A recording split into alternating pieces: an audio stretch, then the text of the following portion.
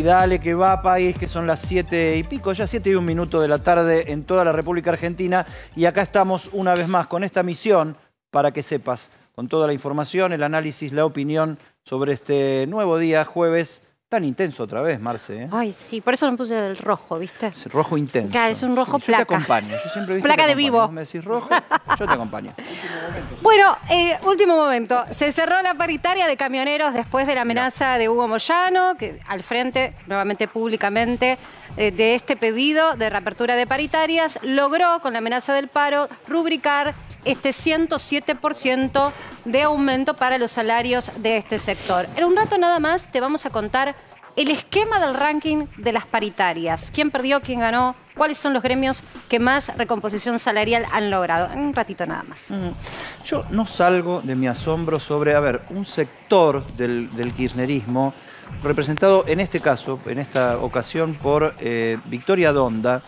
Te digo, con quien me une cierto aprecio, pero la obsesión de editar, poner límites, decirle a los medios lo que tienen que decir o no tienen que decir. Vamos a debatir fuerte y vamos a debatir a fondo esta idea de este manual de estilo Qatar 2023 que el INADI, a cargo de Victoria Donda, puso en circulación y que ella dijo hoy para defenderlo que no es una boludez. ¿Cómo seguir después de eso, no? En el medio del debate sobre las PASO, el que habló y hizo alusión a este tema es el presidente Alberto Fernández, que pidió que se respeten los procesos electorales y lo hizo ante un público latinoamericano. En un rato nada más te vamos a mostrar de qué se trata. Y grave, una denuncia hacia Gerardo Milman, diputado de la Nación. Esto está en el juzgado de la jueza Capuchetti en la investigación del intento de asesinato de Cristina Fernández de Kirchner. Hay un testimonio que dice que el diputado Milman sabía 2 días antes que este atentado se iba a hacer. Está invitado, es alguien que suele venir a nuestro programa. Queremos hacerle todas las preguntas porque hasta el ministro del Interior de la Nación habló de este tema.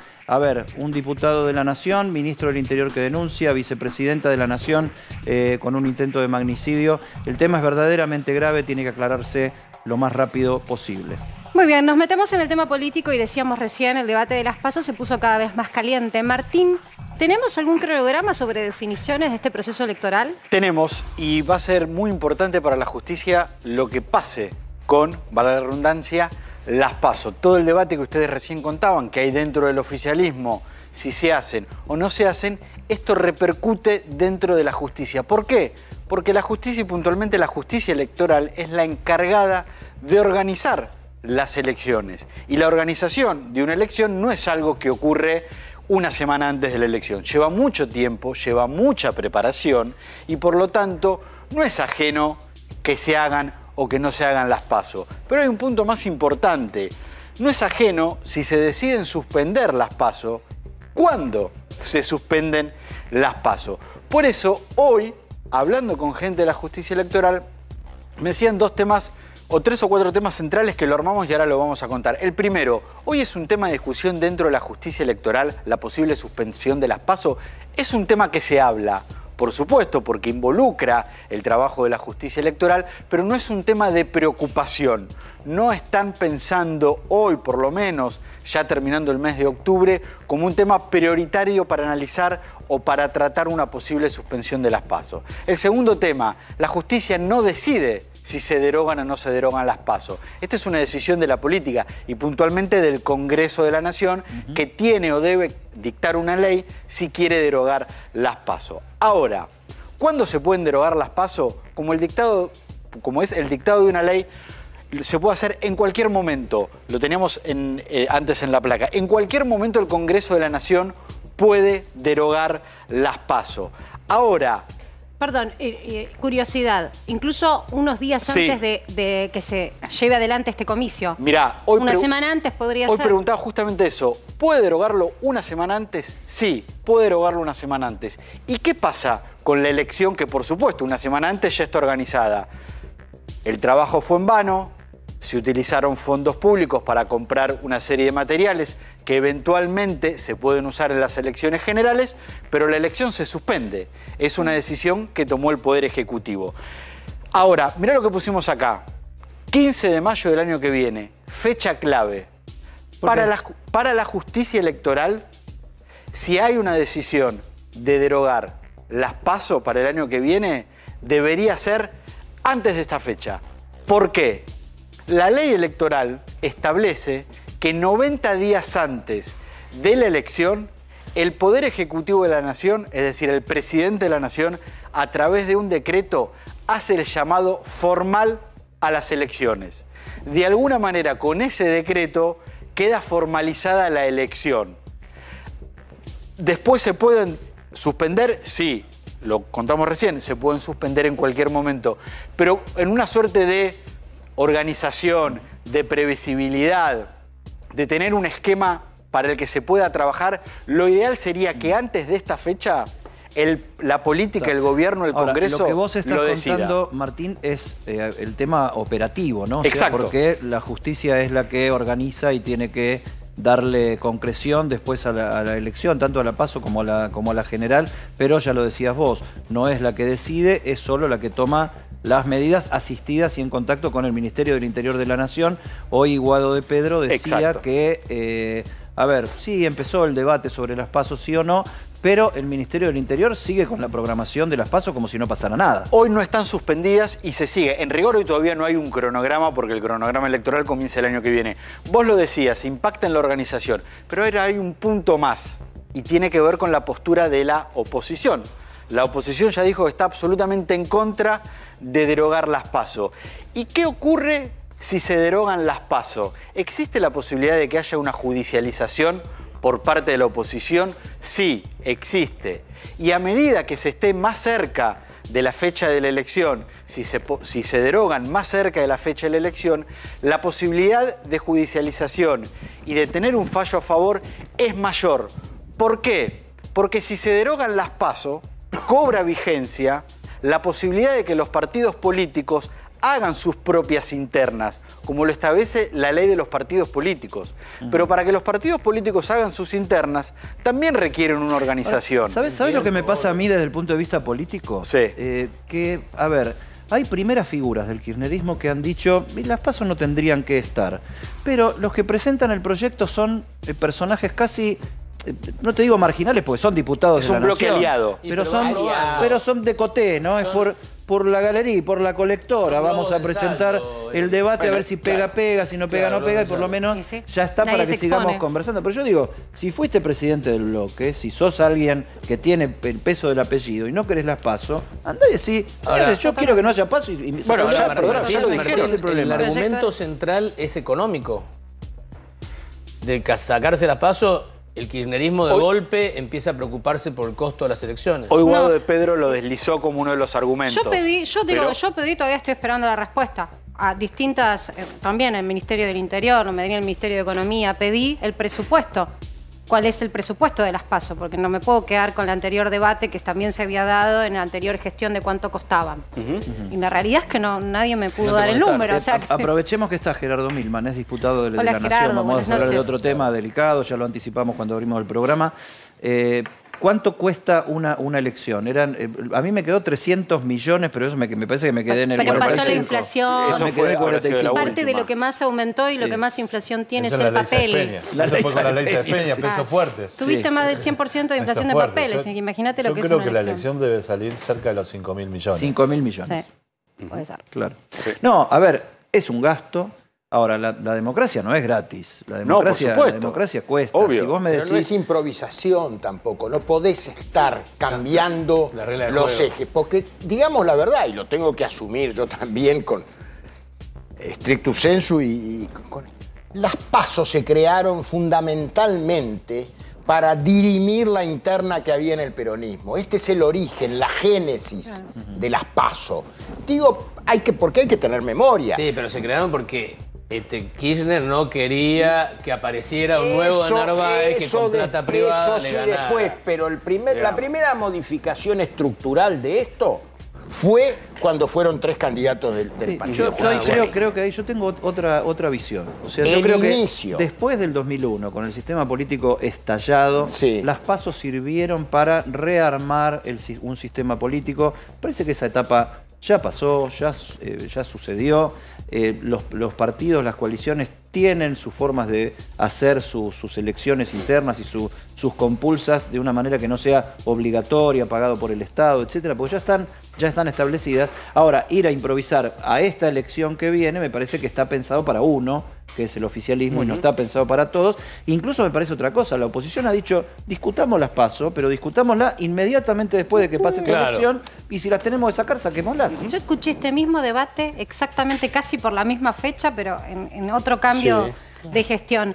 Gerardo, para vos, ¿el debate es válido? ¿Te las pasó?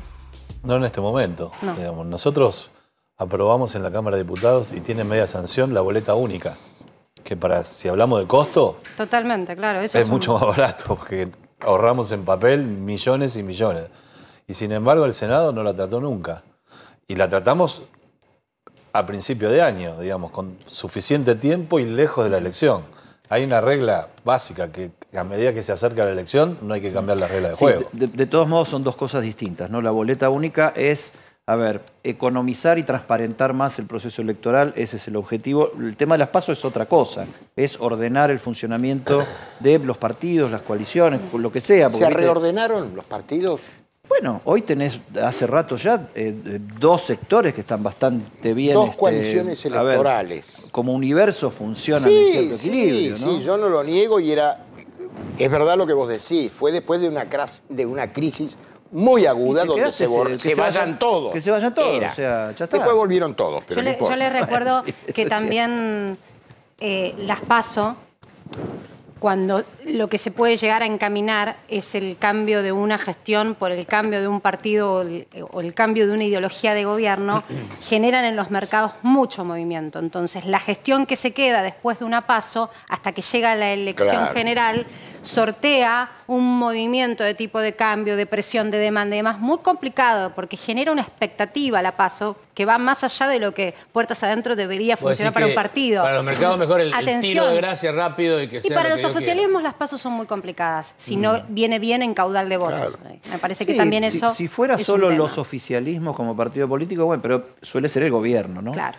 Y si vos tenés un gobierno sin poder, sin prestigio, sin soltura, etcétera, la verdad que es un problema para todos, no es un problema solo para el oficialismo. Pero bueno, discutirlo ahora, antes de esta elección, es como resolvámosle un problema al frente de todos, ¿no? Sospechoso. Claro. Sospechosamente oportuno. Por ahí hay que sacarlas, pero habría que sacarlas después. Pero el presidente ya dio su mirada, ¿no? Él dice que no, él dice que quiere competir incluso, dice que quiere competir. No es el momento para dar ese debate. Fue muy claro, ¿no? De respetar los procesos electorales. Esa fue la frase exacta.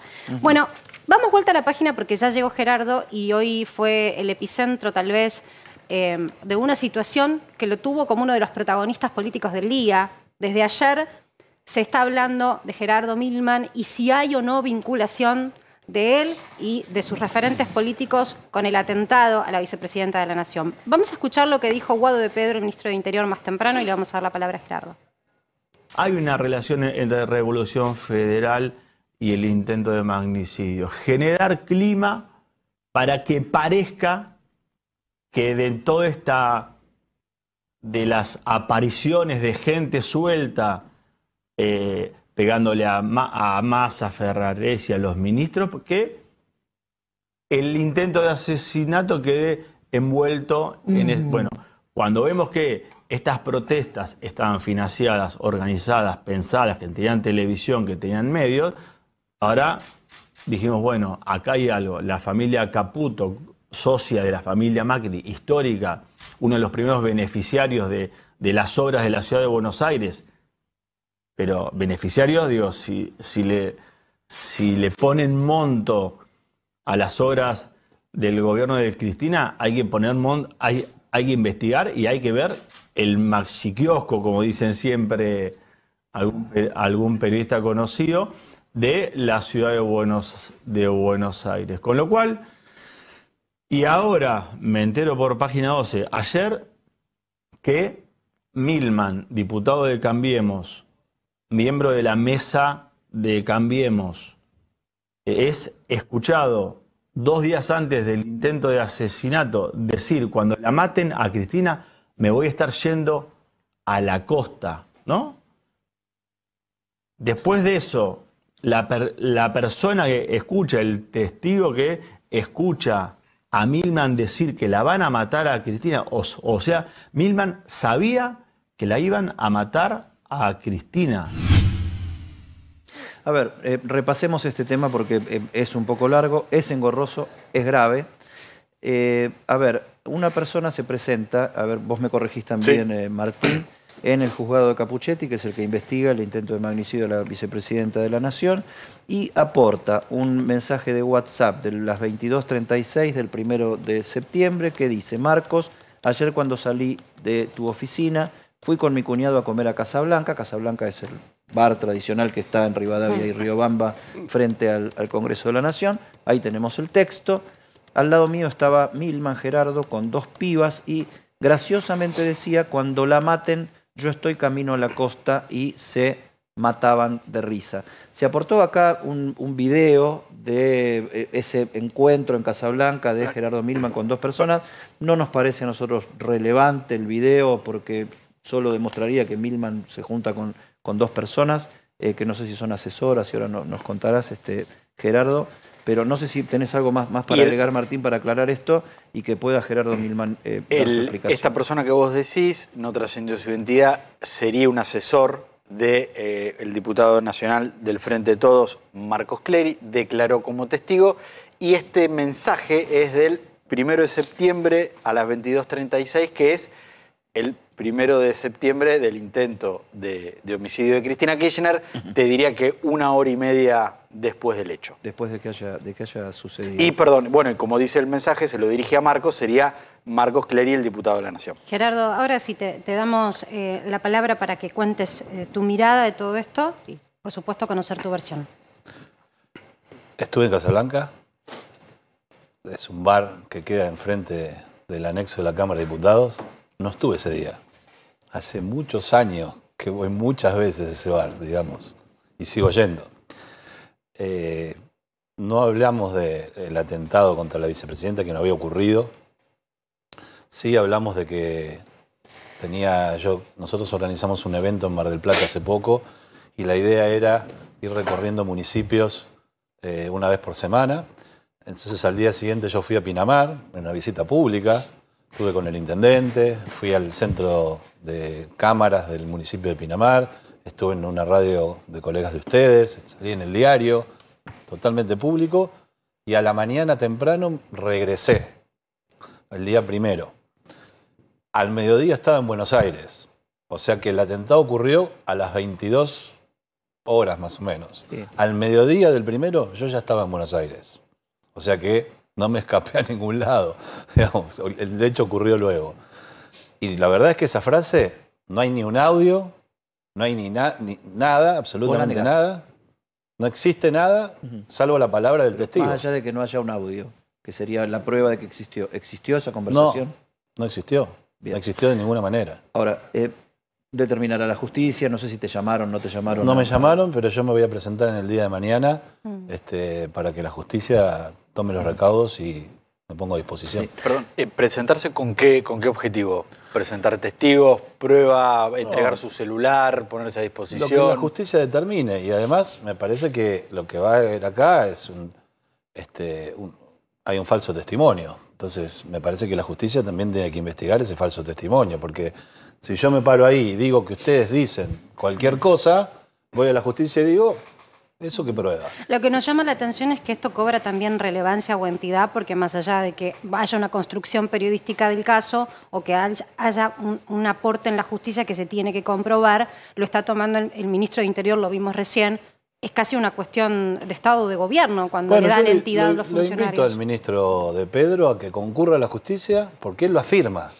Él toma, porque dice, me enteré por Página 12. Digo, Página 12 hace una investigación, publica una noticia, digamos, está muy bien, digamos, libertad de expresión. Ahora, él afirma que lo que se publica es verdad. Entonces yo le invito al ministro que vaya a la justicia a demostrarlo. Sí.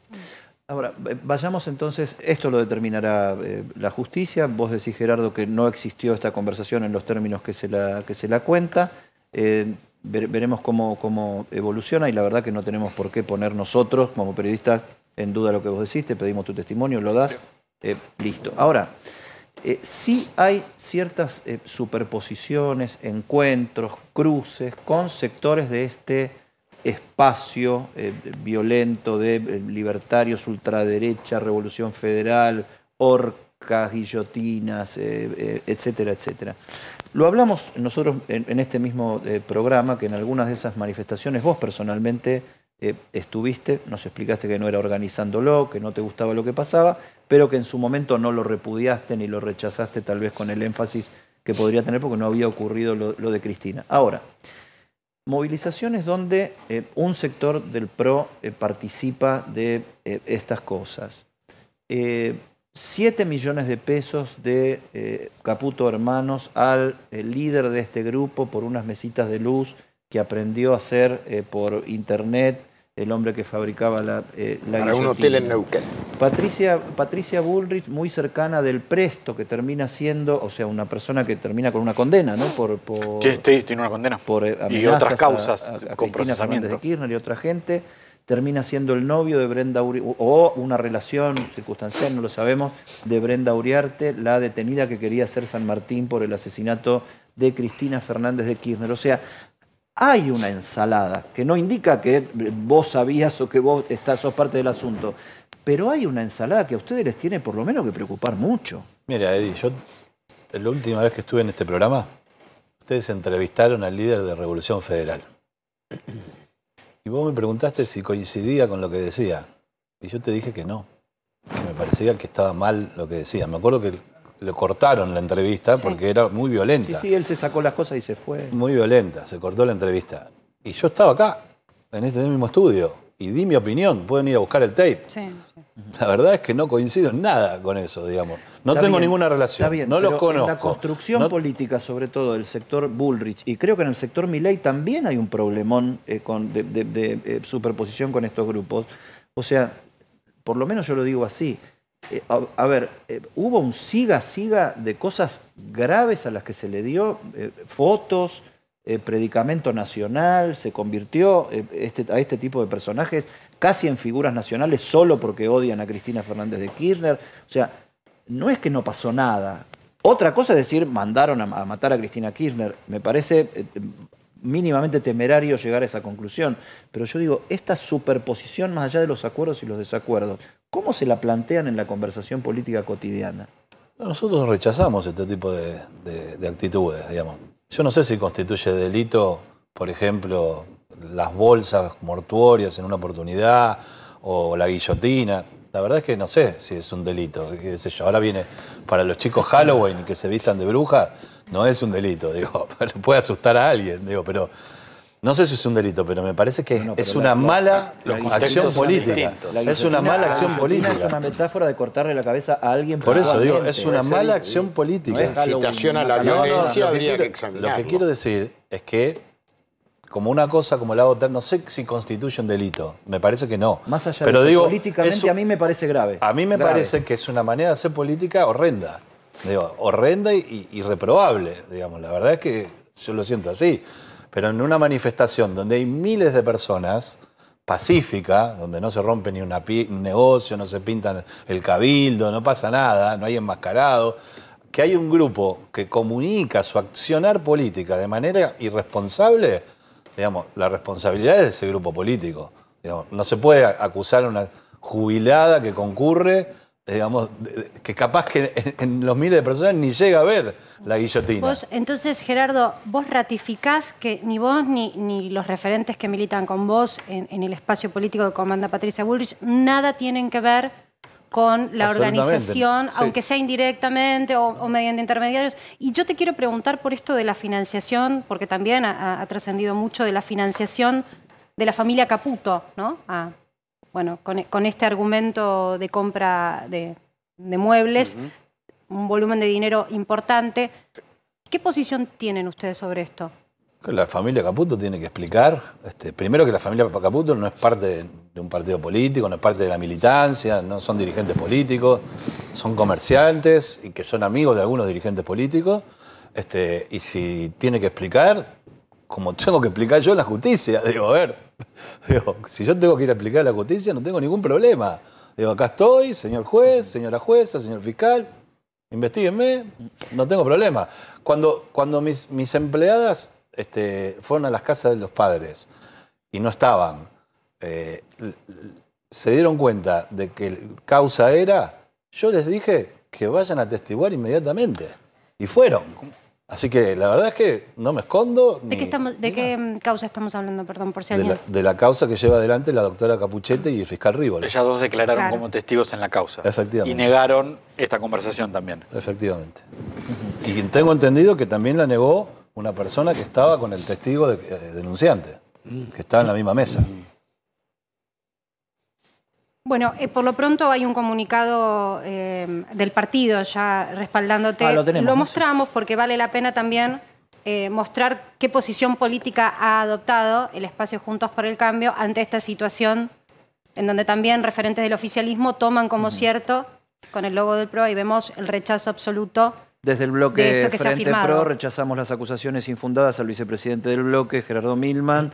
Desde que ocurrió el atentado a la vicepresidente, el oficialismo ha estado intentando vincular a los responsables materiales de este hecho de suma gravedad institucional con espacios políticos de la oposición y con el periodismo.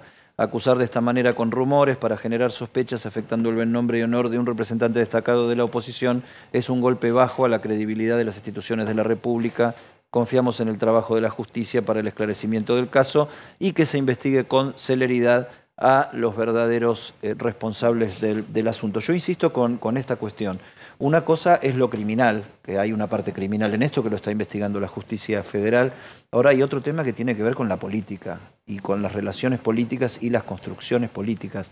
Mi posición es que se le dio mucho aire, demasiado oxígeno a determinadas posiciones marginales, pero que solo por el hecho de, la gracia de redes sociales, de confrontar con personajes de la importancia y la animosidad que se expresa como Cristina Fernández de Kirchner se las puso casi en el candelero de una militancia o de una referencia en redes sociales. Yo me pregunto una cosa.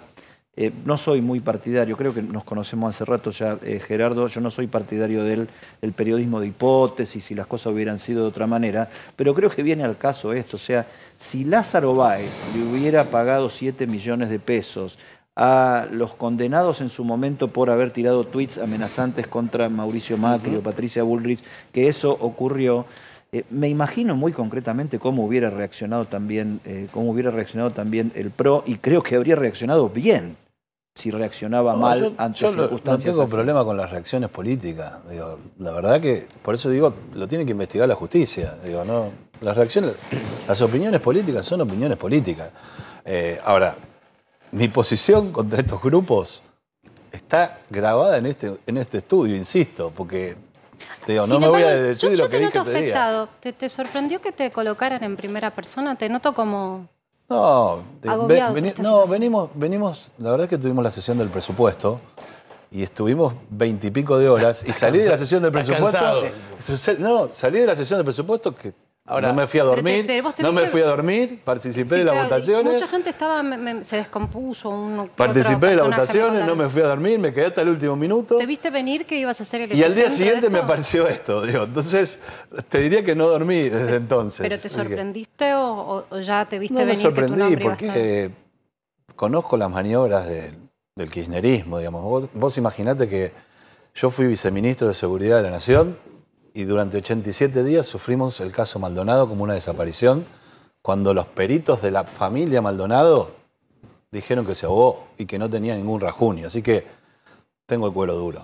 Ahora, ojalá que esto sirva también para ir moderando la violencia en las redes, porque no estaba solamente... No te voy a decir las cosas que me dicen en las redes. Sí, no, de un lado o del otro, ¿no?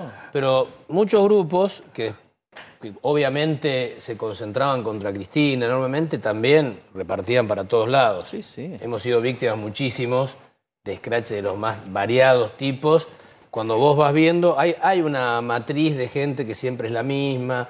Muchos dicen que tienen que ver con los servicios, que están pagos, los grandes youtubers muy famosos y qué sé yo. Siempre volvés a la misma fuente, siempre volvés a la misma fuente. Esas pequeñas operaciones que a veces convienen a veces le conviene a alguien que tenga el poder, que tenga los recursos como para orientarla, pero muchas veces te salen en contra, ¿no? Te pueden actuar en contra. Y no le conviene a la política argentina. Claramente no le conviene a la política. Y a la sociedad. A la sociedad. ¿Campos? No, a ver, con esta última parte creo que esto va increyendo, esta cuestión del... La base de todo esto es el anonimato que generan las redes sociales. Acá hablaban... Ya no tanto, perdón, ¿eh? Ya no tanto. Estos pibes no son nada anónimos. Los youtubers no son nada anónimos. Los influencers estos, sí, yo tengo una incógnita de quién lo financia. Lo digo abiertamente. No sé quién lo financia, pero aparecen, tienen potencialidad permanentemente, ¿sí? Y hasta ellos forman un espectáculo para atraer a los medios de comunicación. Y esto vale para el actual oficialismo, que lo hizo, y para la actual oposición, que también lo hizo, con lo que se llaman los ejércitos de troll. Ahora tienen otro nombre, como un jardín de invierno, una cosa así, invernaderos de trolls que hay. Granjas era el título. Que lo tenían unos y lo tenían otros. Ahora, termino diciendo, también creo que en esta sociedad mediatizada contemporánea que vivimos, la posibilidad para cualquier fuente de crear un clima, un estado de ánimo, es una herramienta política hoy por hoy. Poderosísima, Carlos, poderosísima. Yo quiero dar una posición sobre esto, y te lo digo, estamos de frente, o sea, mirándonos a la cara, como siempre, ¿no? Yo creo que representar a la parte hastiada, enojada, furiosa de la sociedad, sin conducirla a mejorar y aplaudiéndole sus peores instintos, sus más bajos instintos, me parece que es una claudicación política. O sea, me parece que es un retroceso. O sea, a 40 años de democracia, ponerse atrás de lo que ahora se llama el discurso del odio, que yo no me compro la regulación ni ninguna cosa, pero digo, a ver, ponerse atrás de eso sin conducirlo para elevarlo hacia otra cosa y aplaudirlo, incluso premiarlo con fotografías de los personajes que lo hacen, a mí me parece una claudicación muy peligrosa, Gerardo.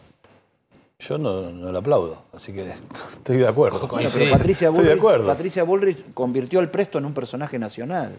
Bueno, yo creo que el Presto es como los influencers que Campolongo mencionaba, y te hace notas, digamos, y conversa. Ahora después... Es el novio de la que se dice San Martín por está bien, matar pero, a Cristina. Eddie, suponete que yo vengo acá y hay otro periodista, y ese periodista me hace un reportaje. ¿Yo se lo doy? Sí. Y después está complicado, fue el novio de no sé quién. Digo, la verdad es que yo no voy a ser responsable de eso. Pero ahora, Gerardo, no me siento responsable de eso. No, hay algunos líderes políticos como Patricia Bullrich, como Javier Milei, que se retroalimentan de este tipo de personajes o tienen el apoyo. Se ha visto muchas fotos de Patricia Bullrich con el Presto o con otros personajes de este estilo. ¿Eso no le genera a ustedes una autocrítica de rever, sobre todo para el año que viene que hay campaña electoral, las formas de hacer política? Pero esas no son las formas de hacer política de los dirigentes. Yo no milito con Javier Milei tampoco, pero a Javier Milei se lo puede cuestionar, por ejemplo, porque se fue de la Cámara de Diputados siendo diputados y permitió una votación que no debió permitir a él y a otros. Y el aumento de impuestos. Claro, a él y a otros. Tuvo un custodio que en el medio de un acto político sacó un arma o amagó con sacar un arma. Y bueno, y en eso está mal. Digo, así como está mal que tenga un custodio que saque un arma para amedrentar, también tenemos que ver la custodia de la vicepresidenta que actuó mal, digamos. Entonces, hay en la sociedad argentina una informalidad respecto de muchas cosas, como si nada pasara. Sí, también de las acusaciones públicas. Yo insisto en esto, hay una acusación pública, después no hay fundamentos, y la celeridad de la justicia es muy necesaria para poder hallar la verdad. Porque mientras tanto se mediatiza algo y se condena. La etapa de lo que se llaman fake news, comunicaciones mentirosas, noticias mentirosas. Mentiras. No es de la Argentina. Es un fenómeno internacional. Internacional. Bueno, a partir del Brexit. A ver, a partir de las tecnologías. La gran discusión en los Estados Unidos en este momento tiene que ver que está caliente el tema electoral. El gran tema es la el intento de copamiento del Parlamento por parte de algunos partidarios. Si Trump los fomentó o no los fomentó, que autorizó. Están viendo todos los chats. Es un tema político serio en Estados Unidos. Muy serio, muy serio. Son las instituciones. Y en esa democracia que está muy trabajada y consolidada, digamos. Está bajo la lupa el tema. Ni hablar en Brasil. Aquí en Argentina, aquí en Argentina tienen un inconveniente, que se pueden darse dos interpretaciones. Una cosa es la fake news como lo falso, que estabas diciendo, o la mentira. Y otra cosa es el fake news, donde no podés discutir ni mentira ni verdad, porque es una afirmación y como está construida, no te permite esa polémica. Pero además la fake news siempre se agarra, Carlos, de una parte de verdad. Y a partir de ahí elucubra en el sentido que te convenga. Hay manuales. Sí, Pero nadie todo se anima a definirlo con exactitud en este momento. Y además ¿Qué es la verdad y qué es la mentira? Y el límite es la censura también, ¿no? Cuando alguien también quiere ser un después vamos a ver irregular. Después vamos a ver otro tema que lo anticipó. Por otro lado, como hemos avanzado en la tecnología y en los medios de comunicación, esa suerte de influencers o personajes que solo son conocidos porque son muy populares en redes sociales y no tanto quizás por el currículum vitae en una profesión, también están siendo observados aquí en Argentina y en otros países del mundo como elementos de campañas electorales, porque garpa que determinado personaje o figura popular en redes sociales te apoye o no te apoye. Esto está pasando, entonces cuando hablamos de financiación, también esto ocurre en el medio de campañas electorales. No sería tan... Es discutible, como dice, desde el punto de vista ético y tal vez político, Eddie, pero de última, si es un tipo popular y que decide apoyar a tal o cual candidato o candidata, bueno, enhorabuena. Ahora, si están financiados por la plata pública, por los servicios de inteligencia, es terrible el tema. Es terrible, porque hacen campañas muy destructivas. Las celebridades, Hollywood siempre apoya a uno u otro de los... Bueno, en la Argentina también ocurrió que había políticos que buscaban a las celebridades de la televisión. Claro. No es nuevo. No es nuevo. Salió de la televisión para ir a la red. Claro. Ahora, ¿sabés qué me pasa a mí, Gerardo, con el tema de... A ver, ahora se llama buenas prácticas todo, ¿viste? Las buenas prácticas en Internet, las buenas prácticas de la política.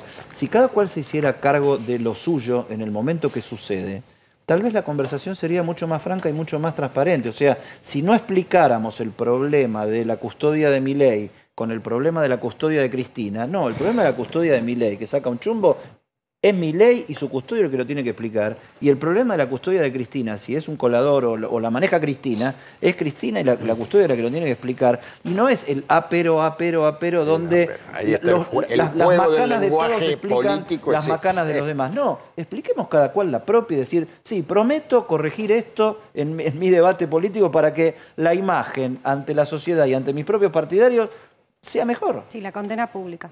¿No? Digo, Gerardo, te damos la pelota a vos para que cierres entonces esta me parece que acá discusión. hay una operación para intentar buscar que sectores de la oposición tenemos algo que ver con el atentado. Digamos, yo, la verdad, fui en un sábado a la Cámara de Diputados sin problema a repudiar el atentado contra la vicepresidenta de la Nación, junto con todo el Pleno. Estuve ahí, voté el comunicado, discutí el comunicado, repudio el evento.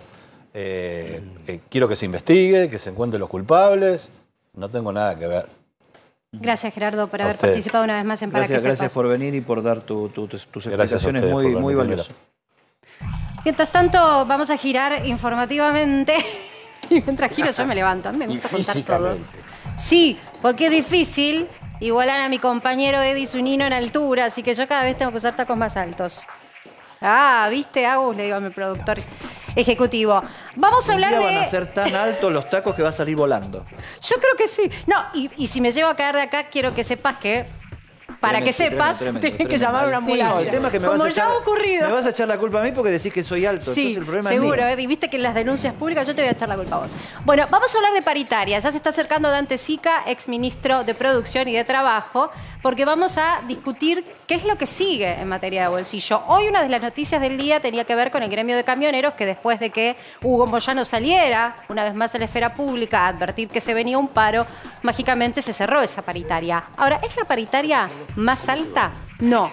Yo te traje el ranking de las paritarias, digamos, las más relevantes, sobre todo por cantidad de afiliados, pero sobre todo para que veas un poco el contraste de las discusiones que van a venir. La paritaria más alta hasta ahora del sector privado ha sido la del seguro, 110%. Ayer lo tuvimos a Sola, que era el representante de esta paritaria en un sector que le ha ido bien financieramente y pudo convalidar esa paritaria. Ahora, esto elevó la apuesta, no fue menor, porque ocurrió hace menos de un mes y recalentó el motor de camioneros para elevar la vara de esa discusión. Obreros navales 110%, camioneros quedó en 107%, pero quiero hacer un punto aquí. Hoy se habló durante todo el día de la decisión del gobierno de apoyar, están dirimiendo esto, la posibilidad de que se pague un bono a fin de año a todos los trabajadores. Camioneros logró un bono de más de 100.000 pesos. Esto es importante porque es una paritaria con un porcentaje, pero además viene atada con un bono que no es menor porque me parece que a todo el mundo a fin de año le viene muy bien tener un extra en el bolsillo. Eso también suma un condimento más a la discusión de las paritarias que todavía se están discutiendo porque hay reaperturas. La UTA, finalmente, Transporte, generó un debate, de hecho también habían dicho de ir al paro o no. Tranviarios Automotor generó una paritaria, una reapertura que finalmente cerró en 100%. Hasta aquí te diría, son paritarias que por lo menos para este momento del año le han ganado interanualmente a la inflación, por las proyecciones que están dadas. Después siguió plásticos con 90%, aceiteros, hace unos días nada más 98%, bancarios 94%, felicitado por la vicepresidenta, esta paritaria de las primeras en reabrirse con estos números, portuarios 83%, y seguimos, porque acá es donde vienen los debates. Docentes. Yo te puse un promedio 90%, Salta había cerrado, los docentes de Salta 93%, porque acá cada provincia o cada distrito, como la Ciudad de Buenos Aires 91%, tiene que discutir. 90% fue en Gran Buenos Aires, con la promesa de una reapertura en diciembre y sobre todo previendo la posibilidad de que la inflación siga acelerándose. Seguridad privada 86%, la UOCRA, atención acá, porque la UOCRA ahora en noviembre tiene que reabrir, generó hasta hoy una paritaria del 76%, pero seguramente esta semana van a ir en búsqueda de lo que trazó Moyano como el camino, una base del 100%. Neumáticos, ¿se acuerdan todo el lío que se había armado y que se paralizó la calle y también la producción de neumáticos? Bueno, ellos lograron un 73%. Quedó desfasado en función de estas reaperturas. Posibles focos de conflicto yo te estoy mostrando. Alimentación, es un sector importante, 71%. Posiblemente también tienen ahora, porque la reapertura era para febrero, pero están tratando en este gremio de ver si pueden acelerar esa reapertura. La UOM, que ayer decíamos, ¿quiénes son los que tienen más afiliados? La UOM cerró en 65%. Así que ahora seguramente esta semana, el 2 de noviembre, cuando tengan esa revisión, vayan, por lo que estuvimos charlando, discutiendo un sendero más cercano al 100%. Comercio había cerrado un 59%, comercio también está dentro de estas revisiones que se estaban pactadas, en principio para enero, estaban pactándose para el año que viene. Están viendo si pueden lograr ahora, esta semana de noviembre, esta reapertura. Pero era muy importante ver si Moyano trazaba el camino para los que tienen que reabrir o están reclamando en noviembre reabrir. Y esta semana Salud está discutiendo también, en las próximas horas nada más saldría la paritaria. Así quedó el cuadro de los que tienen la posibilidad de tener un gremio, ¿no? Y discutir por su salario. Se ha elevado mucho la vara y además con revisiones que se firman trimestral/cuatrimestralmente. Me voy acercando ya a la mesa para darle la palabra a Dante, nuestro invitado. O sea, ¿cuántas paritarias te tocó a vos cerrar en tu gestión? Todas, en un año y medio de negociar todas. El periodo paritario, y siempre son muchas. ¿Qué te parecen estos números y qué te parecen las modalidades de revisión cada 3, 4 meses? Primero, los números no los marca un gremio, los marca la inflación. Entonces, en la medida que la inflación entramos en un régimen de alta inflación, las paritarias van a transformarse en un ejercicio mensual. Si uno mira lo que fue el año pasado, hubo 4 más o menos revisiones en promedio en todo lo que fueron las paritarias. Este año hubo 9. El año que viene, si esto sigue así, vas a estar renegociando todos los meses. Porque, si ustedes recuerdan, Gerardo Martínez hizo un acto con el presidente el día que firmó por 63. ¿Te acordás que le regaló la lapicera? Y la vicepresidenta al otro día o a la semana lo felicitó a Palazzo por el 60 y pico. Todas esas quedaron viejas. Y cada vez que sale un índice de inflación, lo que parecía que era una buena negociación quedó corta. Entonces, todos van a cerrar. Seguramente el 107 de camioneros, digo, entre comillas, es mentiroso, porque en el año va a perder. Porque cuando vos ves en general, ese 107 se paga en 4 veces trimestralmente. Ahora, ¿cuánto te cierra este año con respecto a lo que va a ser la inflación? Tú a lo mejor perdés. Entonces, yo lo que digo es, lo que hay que acostumbrarnos es que lamentablemente en un régimen de alta inflación vamos a tener situaciones de mucha tensión, no tensión por la negociación. En los ambientes laborales hay una tensión diaria, porque a nadie, ya inclusive hasta los fuera de convenio, les está doliendo la inflación porque están teniendo pérdida de ingreso, tenés un proceso permanente y vas a tener que estar casi todos los meses mirando en una forma, te diría casi continua, cómo viene el índice de inflación con respecto a lo que tenés, porque en 2 meses o en un mes vas a tener que volver a abrirlo. Cuando decís que las reaperturas van a ser mensuales, ¿lo estás diciendo en sentido figurado o lo que digo realmente en sentido prevés un figurado, escenario así? De nuevo, si vos mirás el promedio de actualizaciones que hubo en este año con respecto al año pasado, fue el doble. 9 veces tuviste que hacer actualizaciones de salarios cuando mirás el promedio de lo que es el mundo paritario. Si la inflación, no hay ninguna señal, salvo que haya alguna información que me haya obviado, no hay ninguna información hoy o tendencia que te diga que la inflación el año que viene va a ser más baja que la de este año. Y en la medida que el proceso inflacionario o se amesete, bueno, el presupuesto o te dé señal, bueno, no sé, le dieron media sanción, la oposición. Yo hace rato que dejé de leer ciencia ficción y lo mejor que leía era Ray Bradbury, ¿no? Digo, pero si mirás para adelante lo que puede ser el índice de inflación y viendo que todavía tenemos precios que se siguen acomodando, porque, de nuevo, en régimen de alta inflación, no es que los salarios generan inflación, la economía entró en un proceso de indexación que ya te genera un piso para el mes que viene. ¿Cómo salió en el proceso de indexación? Tenés que salir con un programa de estabilización serio y de crecimiento para poder cortar esto. ¿Se puede hacer en un año electoral? No a ver, se puede hacer en la medida que tengas varios condimentos. El primero, tenés que tener fortaleza política en la coalición de gobierno, cosa que este gobierno carece, porque tiene hasta problemas de interpretación del fenómeno económico de lo que tiene que hacer.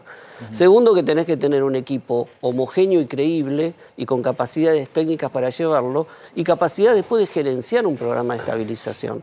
Digo, una cosa es cuando uno lo diseña, una cosa es cuando lo aplica, ¿no? Porque tenés que interactuar con actores que van a tener que ajustar, van a tener que cambiar sus pautas. Y el mundo de los negocios, es el dueño de este canal, el restaurante de la vuelta, el trabajador que cierra una paritaria. Tiene que creer que lo que estás diciendo, lo que estás proponiendo y las medidas que está tomando van a seguir el rumbo que vos estás planteando para adelante.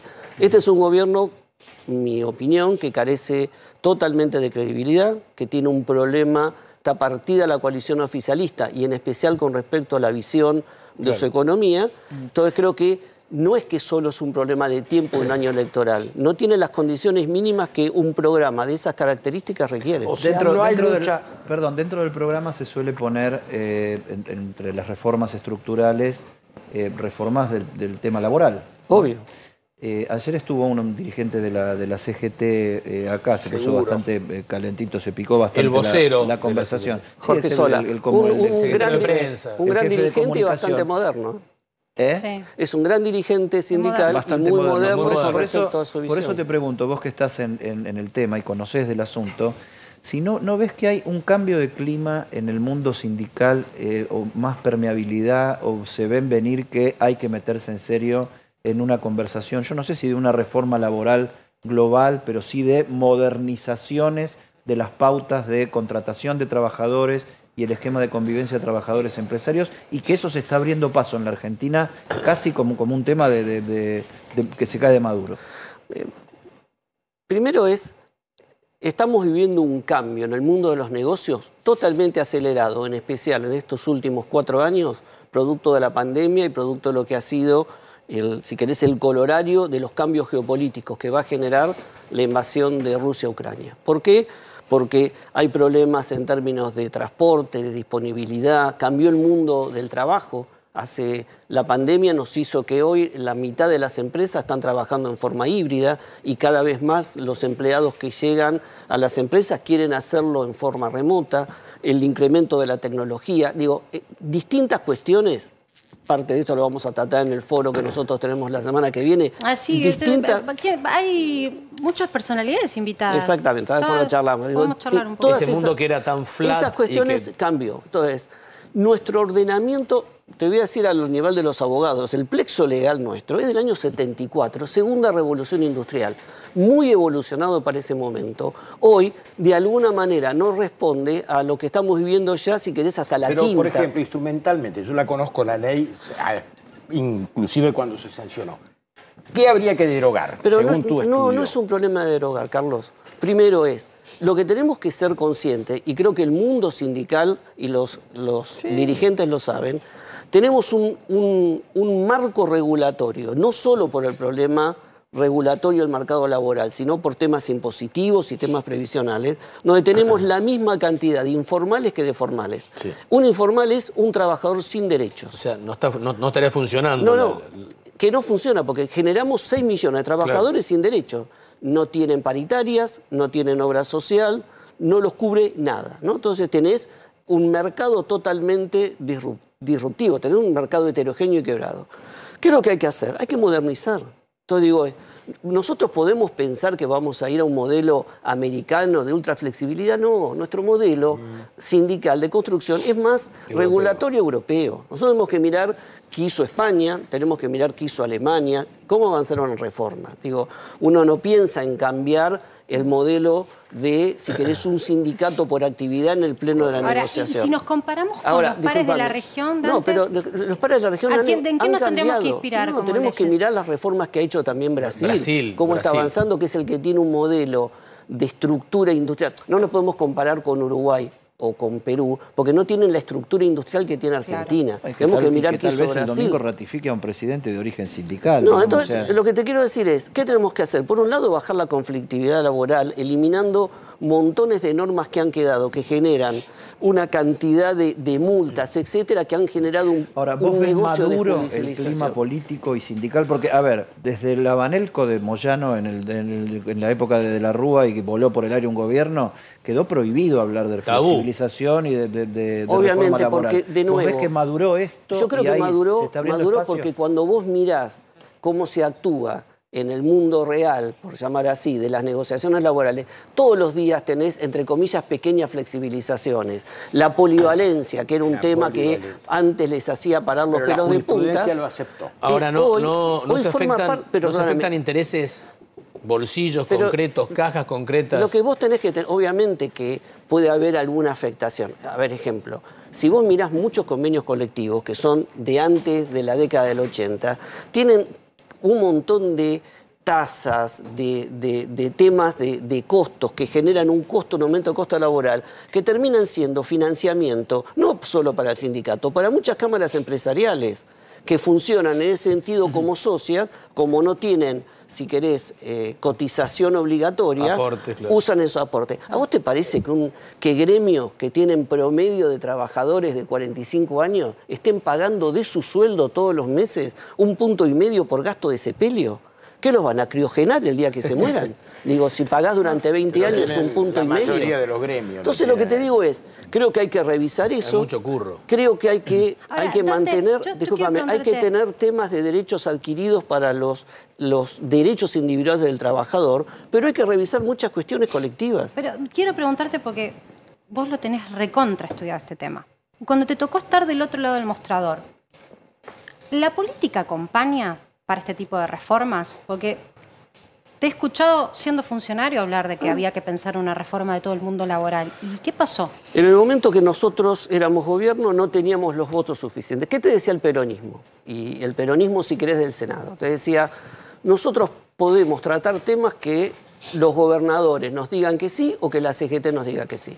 En ese momento la CGT, que estaba partida o que vive partida, si querés, tenía su diferencia. Muchos de de los sectores... Vos tenías buena relación. Tengo muy buena relación. A ver, tenemos un diálogo maduro político en términos de funcionamiento. Digo, ni yo quiero hacer política sindical, ni ellos quieren hacer otra cosa. Uno quiere resolver las cuestiones laborales. El diálogo siempre lo tenés que tener porque no son enemigos, son, si querés, adversarios, contrincantes o tenés que mediar entre intereses contrapuestos. Conflictividades lo que te digo es, de cualquier sociedad. Muchas veces, en el momento, la cantidad el apoyo institucional lo tenías. Ahora, cuando vos hablas con ellos individualmente, saben que hay un cambio de época. El cambio de época llega para ellos también. La biología los corre, los cambios tecnológicos los corren, las formas de hacer, las formas de negocio, las formas de relacionarse en las empresas los corre. Hoy, nosotros cuando entramos a trabajar, pensamos que nuestra carrera laboral iba a ser 1 o 2 puestos de trabajo.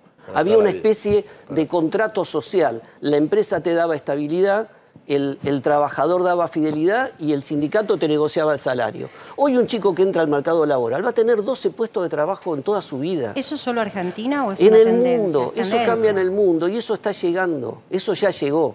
Hoy acá se corre más porque por la brecha cambiaria todo el mundo quiere laburar afuera vía internet, pero ya las nuevas modalidades de trabajo, los trabajadores de plataforma, ¿qué es un trabajador de plataforma? Autónomo o dependiente. Si no legislamos sobre eso, legislan los jueces. Cada vez hay más autónomos y monotributistas. Y además los jóvenes quieren tener bastante menos compromiso, no se sienten desprotegidos si no tienen un gremio que los proteja. Nosotros debemos pensar que nuestros marcos regulatorios tienen que proteger al trabajador, no al puesto de trabajo, en un mundo que tiene una velocidad y que cambia. Entonces, lo que tenemos que trabajar seriamente es saberlo.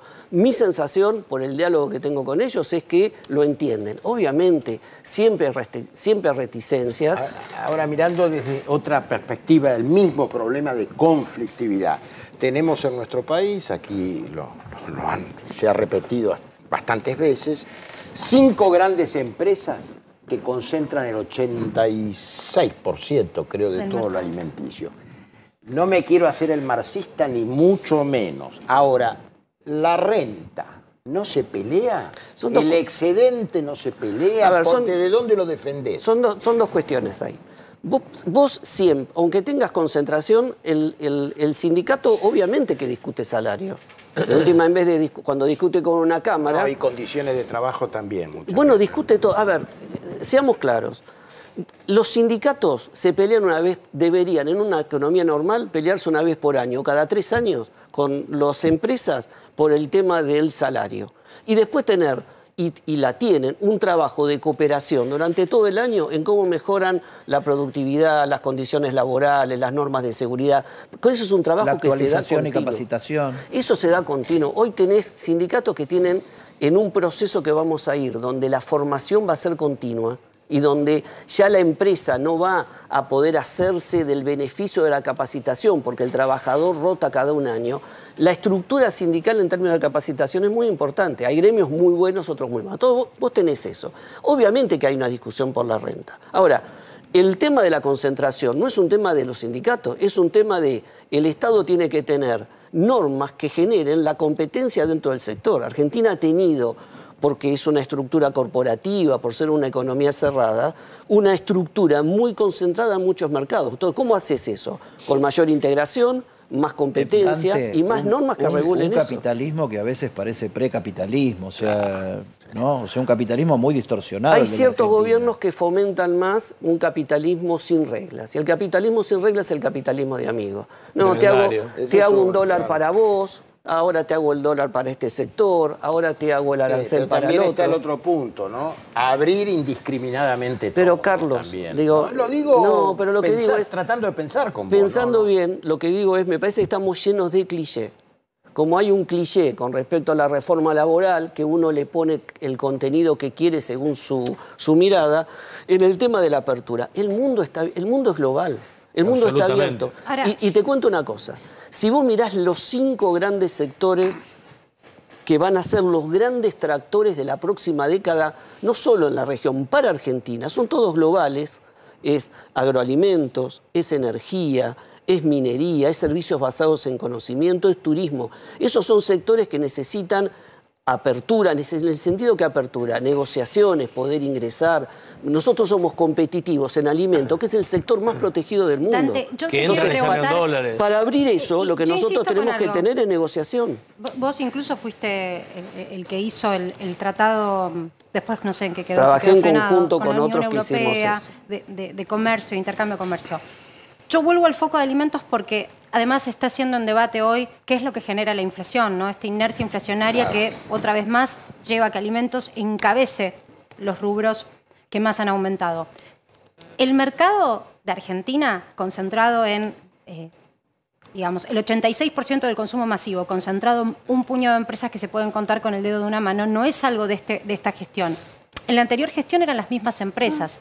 Mi pregunta es, cuando tuvimos un modelo de apertura, muchas pymes se quejaron de que perdieron. Y no se generó más competencia, no entraron nuevas empresas en el mercado de alimentos y pudieron hacer una competencia en lo que son insumos alimenticios, pero también insumos de primera necesidad para la salud, también te sumo limpieza. Hay un montón de rubros que hacen a lo que está concentrado. Una misma empresa hace un montón de cosas en nuestro país. Yo te pregunto, ¿nos va a garantizar si abrimos el modelo? ¿Nos va a garantizar que entren nuevos jugadores? ¿Y qué va a pasar con la pyme? Déjame tres elementos ahí. Primero, la concentración no genera inflación. La concentración en todo caso te genera, si querés, un manejo de renta y un nivel, no te genera el proceso de nivel. Seamos claros, el proceso inflacionario lo genera el Estado, lo genera con una política fiscal y monetaria totalmente desanclada. Obviamente, porque las mismas empresas esto está archiconocido, las mismas empresas que están acá están en todo el mundo y en todo el mundo la inflación era baja hasta que se descontroló por el tema de la pandemia y lo que es la guerra. Pero sigue siendo un nivel infinitamente más Totalmente, digo, no tiene nada que ver con esto, si lo podemos justificar. La segunda cuestión es, una vez que vos iniciás un proceso, ese proceso tiene que madurar en el tiempo.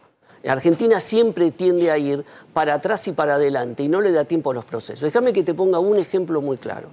En Argentina, en el mercado de lácteos, donde Argentina es muy competitivo, tenía dos grandes grupos que manejaban todo el mercado y no dejaban crecer al resto. Sancor, con el tema de la cooperativa, que la quebraron. ¿La quebraron por qué? Porque se ponían sueldos infinitamente grandes, porque como no había dueño, era una cooperativa. Atilra, que era el gremio, se aprovechaba de eso y hacía, y la Serenísima de Mastellone, que competía en la otra parte, terminó creando un monstruo, igual que Sancor, para poder competir. El día que se cayó Sancor, se abrió el mercado de lácteos en Argentina. La caída lamentable de Sancor como empresa, pero por un problema de muy mala gestión. Pero los productos lácteos no bajaron, ¿eh? No, pero generó que empezaran a entrar empresas más chicas, y Lola, y no quiero hacer nombre porque si no es publicidad, pero montones de empresas regionales que antes no tenían presencia en los mercados globales, hicieron que la Serenísima o el otro grande se tuviera que empezar a reestructurar y empezaron a aparecer empresas chicas. Fíjate, Adecoagro, era una empresa que hasta hace 5 o 6 años no existía y hoy es una de las empresas más competitivas en el sector lácteo. Pero si no baja, de nuevo, no es por un problema del mercado, es por un problema que estamos en un proceso monetario. Somos una Argentina inflacionaria, tenemos un promedio de inflación en los últimos 10 años de casi 70% Siempre queremos promedio. estar más arriba de lo que podemos. Sí, te he visto, aparte muy vehemente en tu discusión en un foro de negocios con el Vasco de Mendiguren, porque bueno, es una doctrina y una manera de mirar la economía, el gobierno tiene otra, hoy lo representa el Vasco. Quiero hacer mención a algo que me llamó la atención. Vos estás organizando con tu consultora ABCEB el foro número 12, que lo vas a llevar adelante con líderes internacionales. Esto va a ser el martes que viene, martes primero, a las 8:30 am.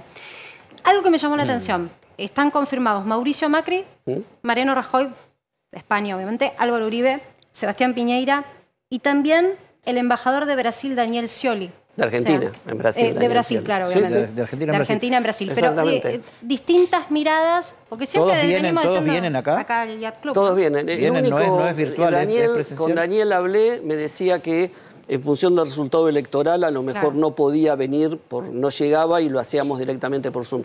¿Cuál es la idea del foro? Es tratar esto. Nosotros llamamos el otro cambio climático, es el cambio en el mundo de los negocios. Entonces, vamos a empezar con paneles de expertos. Nosotros trabajamos con una red de consultoras en América Latina, va a estar Ricardo Hausmann, Andrés Malamud, pero vamos a traer consultoras de Brasil, de Perú, de Chile, de México, que trabajan con nosotros este tiempo.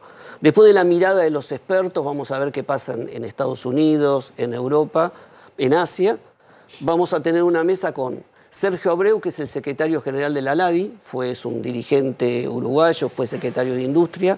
Daniel Scioli, que nos va a dar el mundo de lo que está pasando en la relación con Brasil. Me pareció interesante como que traes referentes con ideología distinta a discutir seguramente la Argentina que viene. Pero es interesante, digo, Scioli y Macri en un mismo debate, por ejemplo. Esa es la idea. Si querés venir la semana que viene acompañado por alguno acá, puerta abierta, obviamente. Sí, van a estar, inclusive vamos a tener después un panel con empresarios que están trabajando la innovación básicamente de este nuevo mundo de negocios, ¿no? Desde Pier Paolo de Ugualá hasta la gente de Martín Castelli.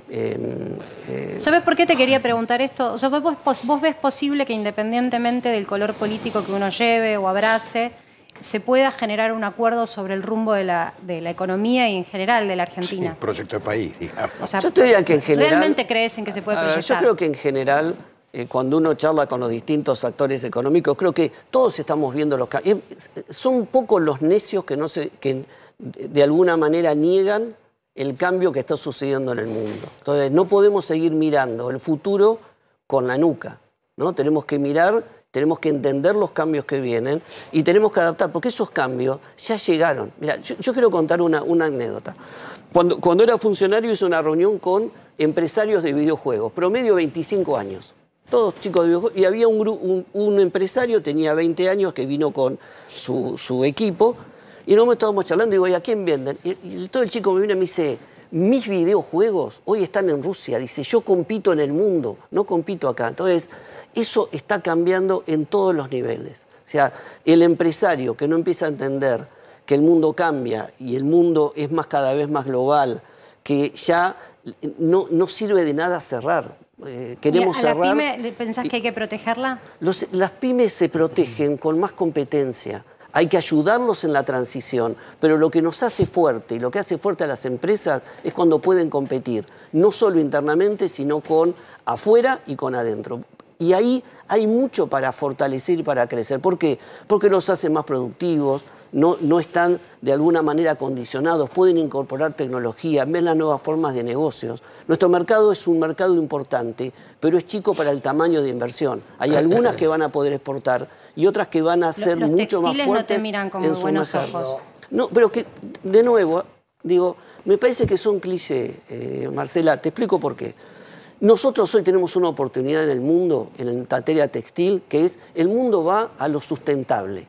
Son pocos los países que tienen algodón y que tienen una industria que puede producirlo. Nosotros no vamos a hacer fibras de poliomelíticas, digamos, derivadas de la petroquímica.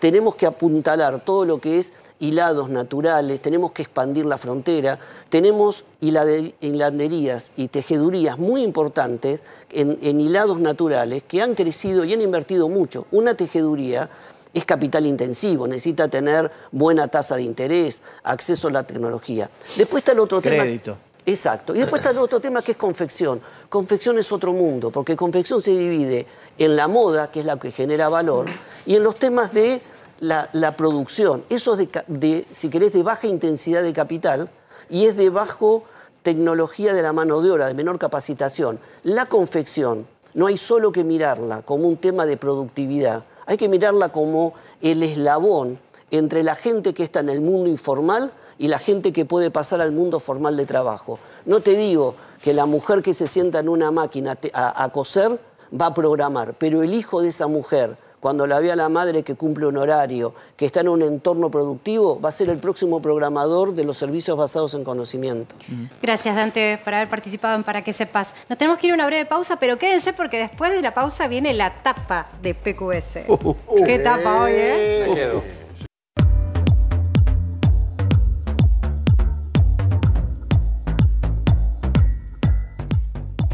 Y tenemos que hablar de una noticia económica porque finalmente la licitación se dio, una mega licitación que hoy tenía que afrontar el Ministerio de Economía por un vencimiento, mega vencimiento por 134.604 millones de pesos. Eso vencía y había que captar financiamiento en pesos, no solo para convencer a los que ya estaban metidos en estos instrumentos de que se queden y que no se tienten con ir al dólar, sino que además captar un poco más. El Ministerio de Economía finalmente entonces obtuvo un poco más de lo que se tenía que vencía y que obviamente se buscaba renovar. Obtuvo 13.405 millones más. A ver, este financiamiento en total suma 148.009 millones de pesos. Instrumentos que, cuando vos lo mirás, que es lo que se licitó del total, el 78% fue por instrumentos a tasa fija y el 22% a instrumentos indexados a tipo de cambios. Eso nos va marcando un poco cómo está yendo la economía y los instrumentos, cómo se está financiando. Recordemos que la tasa había subido y ahora es interesante para los inversores fijarse si la tasa no está incluso mejor que el rinde o el rendimiento en dólares. Se está pasando en toda, también en las discusiones en la casa, cuando vos decís plazo fijo o dólar, bueno, muchos empiezan a mirar el plazo fijo porque hay una tasa a veces mejor. Déjame que antes de ir a lo que sigue, pues está ya Gustavo Pose, intendente de San Isidro, con nosotros. Gracias por venir. Bienvenido. Que haga un pequeño paréntesis por algo que ocurrió. Tuvimos una nota muy dura con Gerardo Milman, con todo esto de la acusación de que él sabía que iba a pasar lo de Cristina. La verdad que tuvo el decoro de venir acá, hablar a cámara, etcétera, etcétera. Al final de la nota, no vamos a seguir hablando de Milman porque ya no está y no es la política nuestra en este programa. Lo que teníamos que decir ya lo dijimos.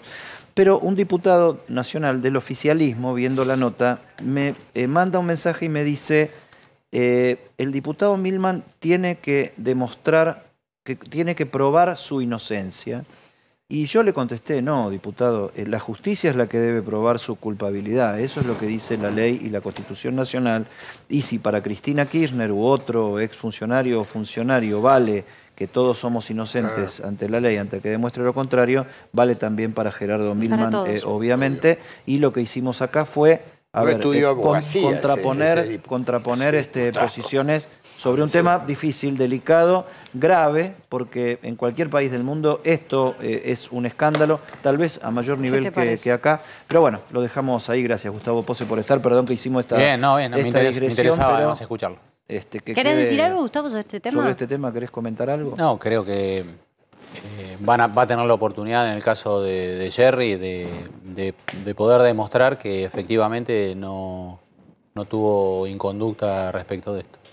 Bien, enseguida vamos a hablar con vos de política y cómo lo están viviendo un año que se encamina a ser electoral desde los municipios. Pero tenemos que irnos a Marcelo Padovani, que está en uno de nuestros puntos de cobertura.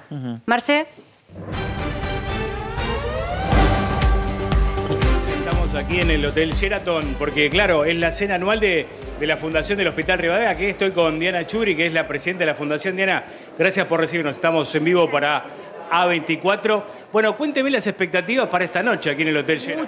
Muchas, porque si Dios quiere tenemos una gran convocatoria, lo cual nos hace sumamente felices, ¿sí? Estamos siempre con proyectos de cambio y de mejoras en nuestro hospital.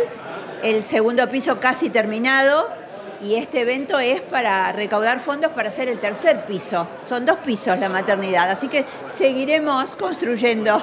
¿Para alguna actividad médica en especial el piso nuevo que van a construir? Es la maternidad Peralta Ramos, es como comienza, es el inicio de nuestro hospital, como un hospital de mujeres que a través de los años se convierte en el Hospital Rivadavia con todos los servicios que todos brindan. Doctora, ¿quiénes espera? ¿Quiénes van a venir? Algunos famosos me dijeron, ¿no? Ay, bueno, Mirta Legrand.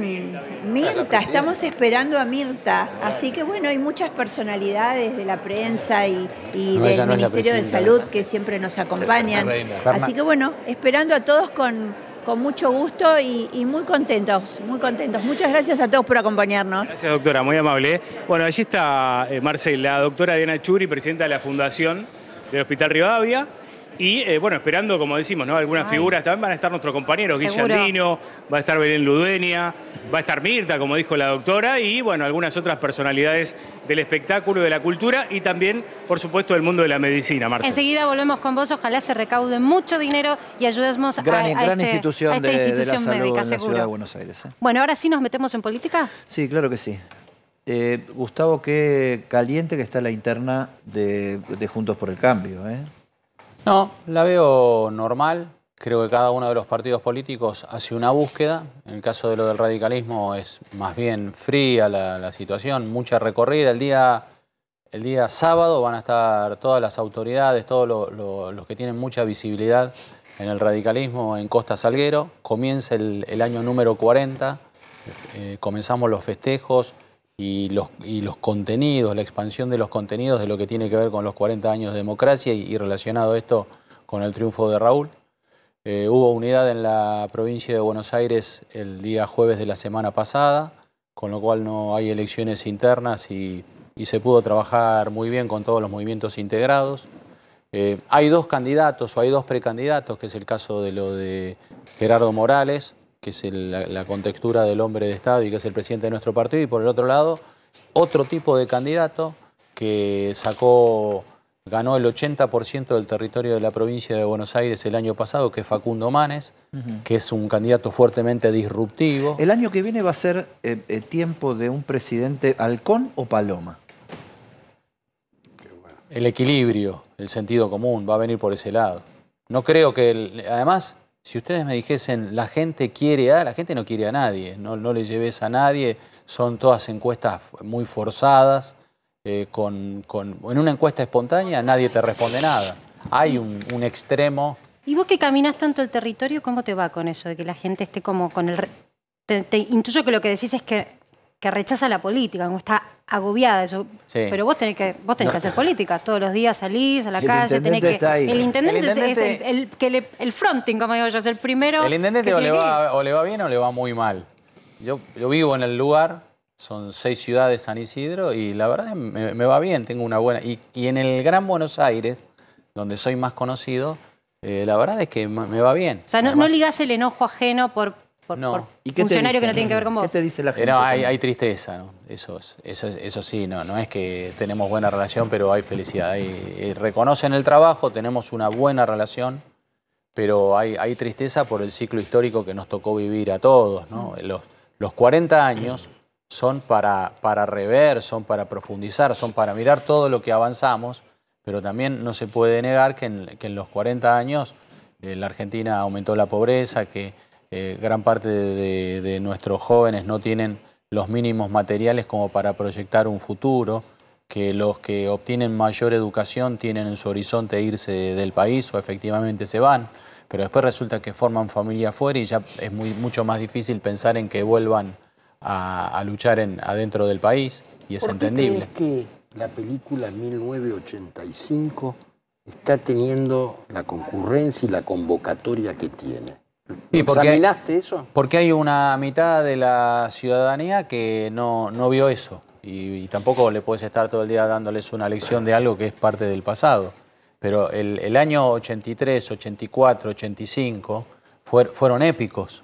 Y las personas que intervinieron, el caso del fiscal Estracera, el caso del presidente Alfonsín podía haber dicho, prosigue el pacto militar sindical, se ratifica, la justicia militar se ratifican, no, podía haber dicho, se ratifican las leyes que dejó el proceso y listo.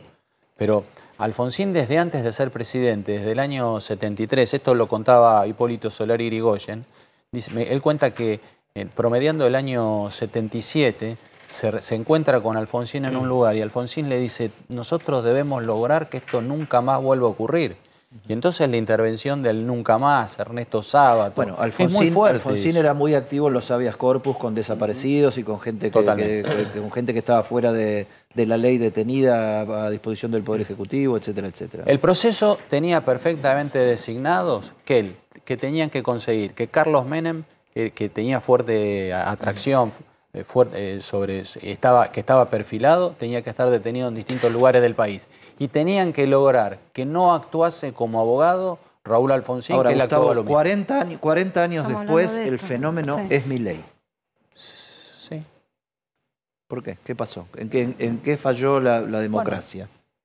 Bueno, lleva adelante teorías desde una cátedra económica o desde un pensamiento económico que no son practicables. Pero igualmente hay que respetarle esa impronta que tiene. También hay que mirarlo cómo está actuando ahora, que es parte del sistema. Él es diputado nacional. De la casta que cuestiona. Entonces, está el tema de los pasajes aéreos. Él actuó en contra, absolutamente, habló en contra del impuesto a los pasajes aéreos, pero no estuvo presente para expedirse, votar en contra de los pasajes aéreos. Entonces ahora va a haber una mirada puntual respecto de esto. Y cuando llegue la ley del... si el oficialismo intenta terminar con... porque ahora no les conviene, se le impuso al sistema político Néstor y Cristina Kirchner, después con Aval Medina, impusieron las PASO. Y ahora resulta que las PASO no les conviene. ¿Vos crees que va a haber PASO? Yo quiero y deseo que no se cambien las reglas en el medio del partido. Este es el valor. Se pueden cambiar, hacer modificaciones al régimen electoral para el 2025, pero no ahora para dentro de unos meses. Gustavo. Entonces, a Milei también hay que mirarlo desde ese lugar. Digo, ¿cuál va a ser su actuación haciendo Pero uso a lo de que esos voy, votos? más que a Milei, voy a una parte de la sociedad que reclama o se identifica con posturas antisistema. A ver, se habla de derecha, ultraderecha, cuando lo que estás evocando el año que viene son 40 años de haber salido de la derecha y la ultraderecha con la democracia. Por eso, el antisistémico tiene lugar, porque hay una parte de la sociedad que no logra los mínimos necesarios, porque nadie puede cumplir los sueños, y eso existe. Algo se evolucionó. Se evolucionó en educación, se evolucionó en materia de justicia, la reforma constitucional dio lugar al tercer senador, no hubiese existido el rechazo a la 125 sin tercer senador, no hubiese existido jefatura de la Ciudad Autónoma de Buenos Aires, seguiría habiendo intendente de la capital designado por el presidente, no hubiesen existido el Consejo de la Magistratura. Se evolucionó en muchas cosas, la Defensoría del Pueblo, etc. Pero también es cierto que eso la gente no lo ve en los mínimos realizables. Entonces, es natural y es hasta un gesto de salud que aparezcan nuevas personalidades con esta cuestión antisistémica. Pero estas nuevas personalidades ahora son representantes del Estado en el Congreso de la Nación. Entonces, tenemos que vernos todos cómo es que vamos a actuar y con qué responsabilidad. Gustavo, si Alfonsín cumplió una tarea impresionante en la transición, en consolidar la democracia, falló estrepitosamente en lo económico. Vino lo que vino, le tocó el turno nuevamente a tu partido, básicamente. Volvió a fracasar en lo económico con De la Rúa. Y ahora, ustedes con un rol más secundario, tal vez en la última alianza antiperonista o antikirchnerista, no sé, en Cambiemos, vuelven a tener inconvenientes en lo económico. ¿No tienen que rever ese tema los radicales? Bueno, porque se critica lo de Milei como inaplicable. Hasta ahí te escuché como si te di el espacio y con respeto. Cuando Alfonsín deja la primera magistratura, la estructura productiva del país estaba intacta. Cuando Menem deja la primera magistratura con Cavallo, ya se había practicado un genocidio respecto de la cantidad de trabajadores que ya no tenían trabajo, independientemente del logro antiinflacionario con la convertibilidad que se caía sola después por falta de reservas. ¿Cuál es lo que pesa sobre el radicalismo? Que De la Rúa debió haber hecho lo que se hizo... lo que se hizo era especificación asimétrica, Ido De la Rúa, especificación asimétrica y declaración de bienes culturales de los medios de comunicación. Era política pura. Pero también quiero decirles, el último mes en Edenor y en Edesur de mayor consumo de energía eléctrica industrial fue el mes de junio del año 2001. El 30 de agosto del año 2001 es la ley de intangibilidad de los depósitos para que la Argentina fuese asistida. La asistencia en diciembre del 2001 era mínima y la Argentina fue abandonada. El Uruguay bajaron 30.000 millones de dólares en aviones que fueron filmados cuando bajaban en el aeropuerto de Carrasco con las bodegas llenas de dólares para respaldarlos. Entonces, se trata de cuánto es lo que se resguardó del trabajo y cuánto es lo que se puede creer. Y vuelvo a repetir, en el caso de lo del último gobierno, lo que falló es que era un plan para 2 periodos. Porque con aciertos y con errores sería muy superior la situación hoy, con Macri continuando en la presidencia, que lo que se está viviendo en este momento. Lo que tenemos que rever nosotros es por qué razón no logramos, y lo digo como si hubiésemos sido parte del gobierno, porque los radicales no lo eran, por qué no logramos el segundo periodo para las transformaciones que se buscaban. Pero siempre miremos cuánta estructura productiva quedó en uno, cuánta quedó, cuánto quedó y cuánto quedó. Le dio la espalda? Claro. Creo que el gran error fue en la aceleración en el programa de actualización de las tarifas. Y cuando se produce el cambio de vientos en el mercado de capitales a partir de febrero del 2018, no hubo reacción, en el sentido de que tenían que retener esa actualización para que la gente pudiese amoldarse a la nueva situación. Creo que siguió como que todo estaba bien. Y en ese sentido, lo que ocurrió fue que el triunfo del 2017 a lo largo de todo el país produjo una borrachera. Yo me pregunto si en realidad también no hubo en el último tramo, sobre todo un divorcio, quienes gestionaban en el anterior gobierno, un divorcio entre la gestión y lo que sucedía en la calle. Veo que una de las noticias tuyas de esta semana es que lanzaste un bot nuevo, digamos, sí, un sistema de comunicación por chat para que los vecinos puedan dialogar, digamos, con referentes del municipio que estarán del otro lado dando respuesta, para estar comunicados sin tener que moverse y demás. ¿Qué asignatura le das dentro de las prioridades al estar más cerca de la necesidad de la gente en las próximas elecciones? Y entiendo que debe ser por eso que estás lanzando esto. Claro. Hoy llegamos al punto, desde hoy a la mañana, que San Isidro es 100% digital. El sistema de estacionamiento se hace a través del teléfono. Esto tiene mucho valor, no tiene sentido recaudatorio, sino que la gente siempre tenga lugar para poder estacionar y encuentre dónde.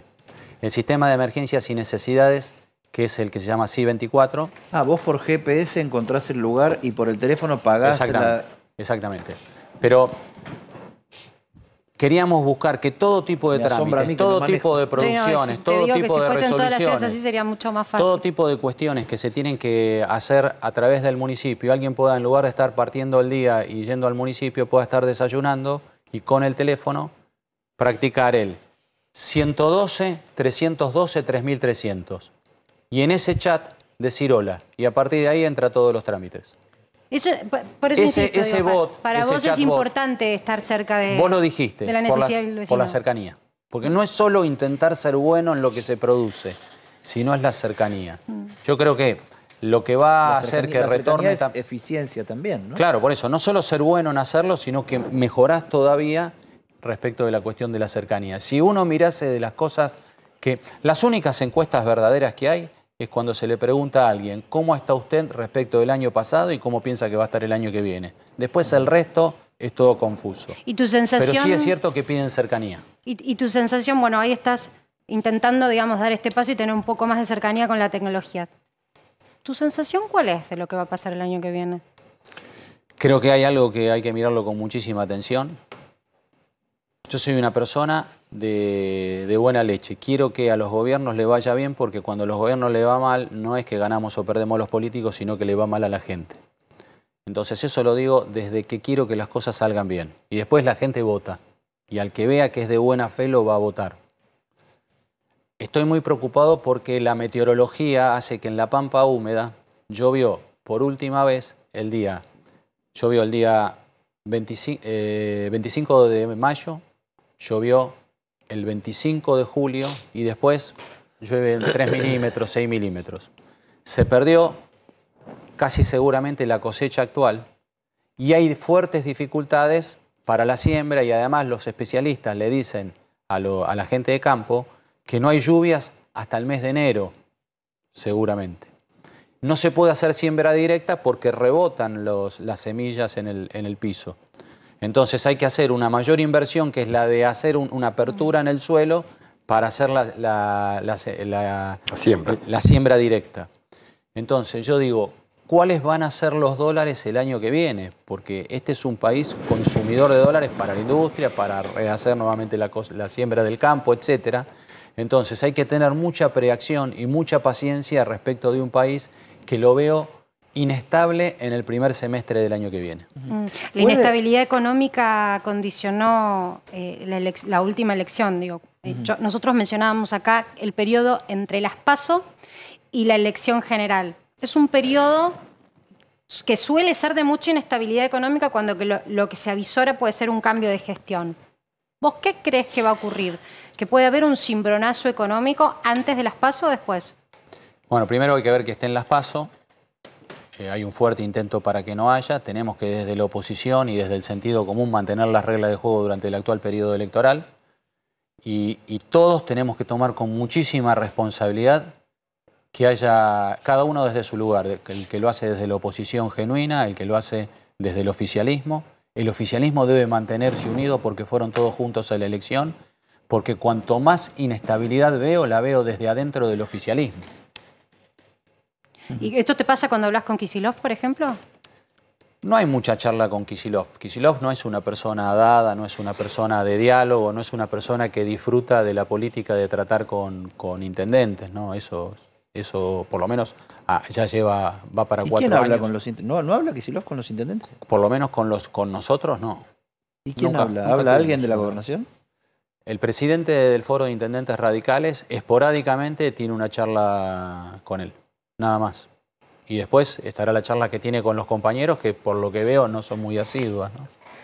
Gustavo, ¿se ve usted peleando con quién y si va a poder superar esa barrera de un intendente de San Isidro, candidato a gobernador de la provincia de Buenos Aires? ¿Con quién se ve peleando esa postulación? Barrera no hay. ¿Usted cree que barrera, yo estoy enamorado de mi lugar. Le dedico el 100% al lugar. Creo que nadie puede pensar desde la gestión en postularse para algo si no es bueno y muy bueno en lo que hace. Entonces, yo estoy enamorado del lugar, le dedico el 100% de mi tiempo como corresponde y le saco tiempo a mi vida privada, a la de mi familia, a la de mis amigos, para la construcción de Juntos por el Cambio desde el radicalismo. ¿Me preguntás si califico para ser candidato a gobernador y gobernador? Sí, te digo que sí, pero lo hago desde el sentido común, que tengo que ser bueno y muy bueno en lo que hago. Gustavo Pose, gracias por haber venido. A ustedes, gracias. Tengo que ir a una brevísima pausa, pero ya volvemos.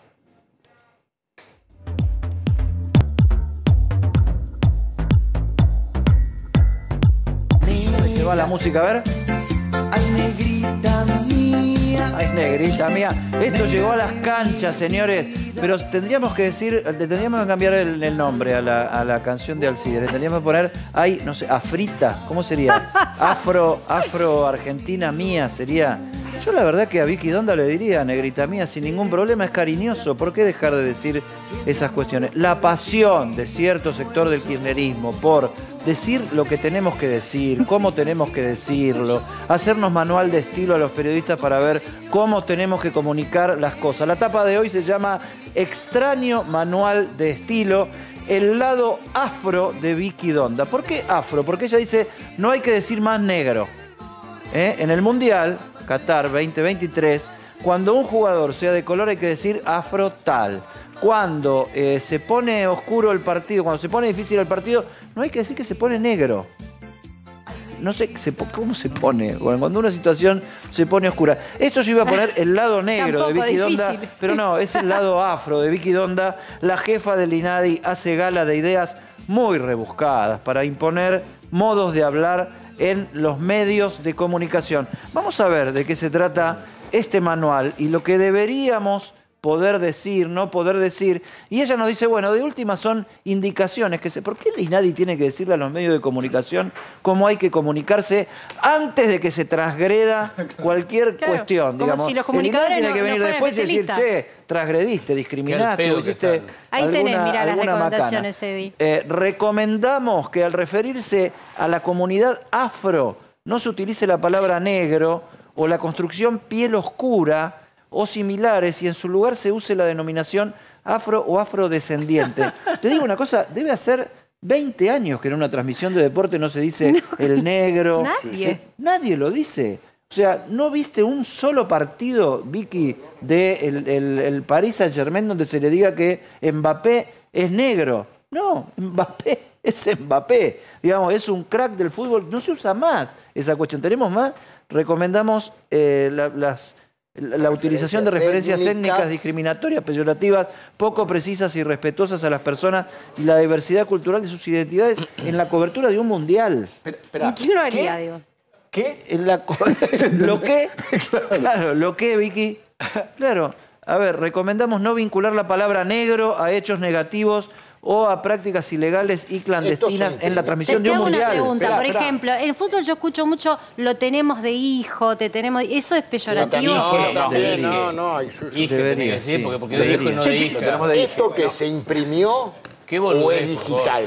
¿Se imprimió? No, es digital, economía sustentable. Son 19 recomendaciones sobre cómo se debe hablar del mundial. Yo no conozco, vos la simpatizás, yo no le conozco una sola medida, más que lo de la mucama, que no le pagaba y la tenía en negro, a la señora Donda. Pero te digo francamente lo que pienso. Como Einstein alguna vez dijo, la estupidez, como el universo, no tiene límites. Esto no tiene límites. Y es el sonsonete que tienen estos grupos que de la policía de la cultura van a la policía del pensamiento. Esto es policía del pensamiento. No, ni llega, me parece. Me parece que no llega. No llega porque nos toman de estúpidos. ¿Sabes qué? Una historia trágica, la de Vicky Donda. Sí, o sea, la verdad que una de las personas que más representa físicamente el drama de la dictadura, la apropiación de chicos, la necesidad de vivir en libertad,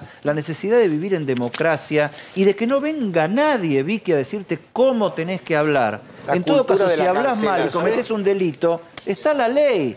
Vicky Donda, democracia, querida, democracia, de cada cual diga lo que quiera, y si se zarpa discriminando, violando la ley, haciendo cosas que no debe hacer, púmbate, lo denunciás. Para eso está el INADI, no para hacer manuales de cómo tenemos que hablar acá. En el mundial, aparte. Pero a mí no me parece mal que haya, de parte de organismos del Estado, recomendaciones sobre cómo dirigirse en determinados contextos, a determinado público, en determinadas situaciones.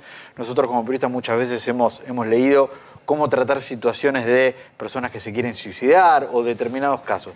Me parece que en este caso puntual no son recomendaciones aplicables porque, como decía Marcela, no son sensatas. Son muchas cuestiones que ya no se hablan y no se dicen hace mucho tiempo. Yo digo, ¿por qué, si hablas de discriminación, por qué no hablas de la publicidad oficial y de hacer campañas públicas de concientización sobre temas viales, temas de consumos peligrosos, temas de salud, temas de lo que se debe hacer, temas de violencia de género, discriminación, cómo tratar al otro, en vez de estar diciendo cuál es la última obrita que hicimos, cuál es la última inauguración que hicimos? No, dar cosas que pongan en un nivel superior el procedimiento de la ciudadanía. Esto me hace acordar la publicidad oficial sería buena que funcionara así. A cuando también bajaron los manuales de estilo con palabras inclusivas, y yo me acuerdo que recibí la circular de una comunicación del Banco Central que tenía... Y la verdad que pasaron los años y yo no vi que los informes diga les inversores, les emisiones... No, a ver, no ocurre.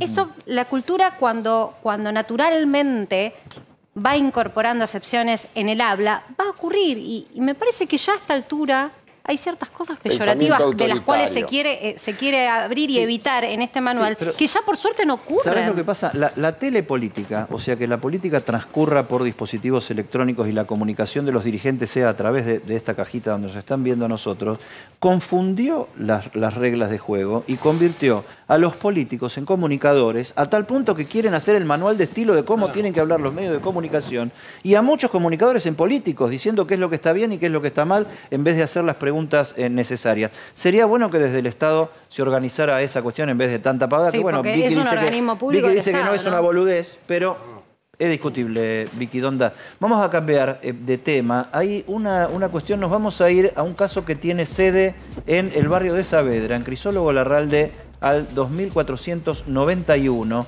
Esto es una investigación de nuestro compañero Gonzalito, el conductor del programa que sigue, que se llama Río Revuelto, y que tiene que ver con 55 familias que pagaron completa su vivienda en un edificio. No la tienen todavía, se le está pidiendo que vuelvan a invertir dinero para poder tener la vivienda. O sea, un gran tema de, estafa, no lo sé. Veamos el informe de presentación y ya tenemos invitados acá para que nos expliquen de qué se trata.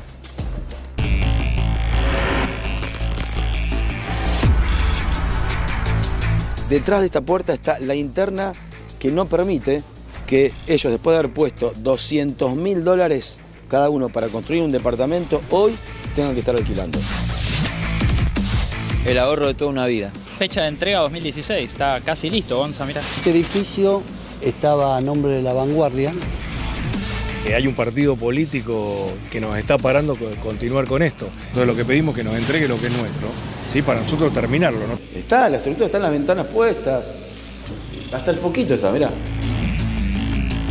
Todo esto abandonado hace 1.500 días. Creo que estamos todos súper desesperados. Es una sensación de vacío total porque uno no sabe de dónde agarrarse. Ya.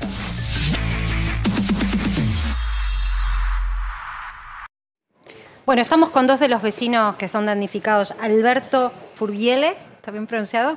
Y Luis Palomino, ¿esos vos? No. Gustavo Martínez. Ah, Gustavo Martínez. Gustavo Martínez, Luis Palomino es el abogado. Es el que no vino. abogado de ustedes. O sea, ustedes vivieron en primera persona esto que Gonzalito estaba retratando como una situación complicada. Cuéntenos un poco en qué situación están. Mira, la situación realmente es grave. Pero son muchos los problemas. Cada vez que nos enfrentamos a una charla con el Partido Socialista, ellos no vienen. Y nosotros lo que estamos buscando es justamente que podamos tener una charla con ellos de frente. A ver, ¿el Partido Socialista es el titular o era el titular de la sociedad anónima que construyó este edificio? No. El terreno. A ver, esto es muy simple. Cuando uno compra un terreno o un departamento o hace un emprendimiento, hace un estudio de títulos.